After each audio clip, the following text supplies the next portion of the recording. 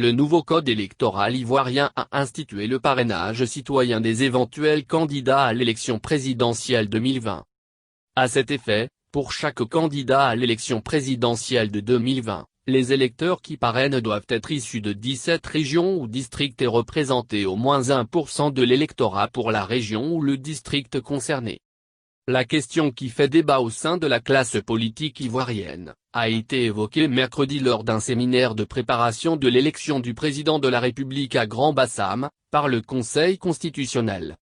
Jacqueline Louoble, membre du Conseil constitutionnel et présidente de la commission scientifique dudit séminaire, a relevé les avantages et inconvénients du parrainage. Selon la première femme agrégée de droit privé en Afrique, plusieurs avantages peuvent résulter du parrainage. Il est considéré comme un indicateur de l'envergure d'un candidat au sein du peuple. Le parrainage répond à une volonté d'éviter l'inflation de candidatures. Il conduit à la réduction significative des dépenses liées à l'organisation du scrutin et aux dépenses de campagne, a expliqué la femme de droit, comme rapporté par des sources sur place, avant que cette dernière ne relève que comme inconvénient majeur et l'atteinte au secret du vote du citoyen.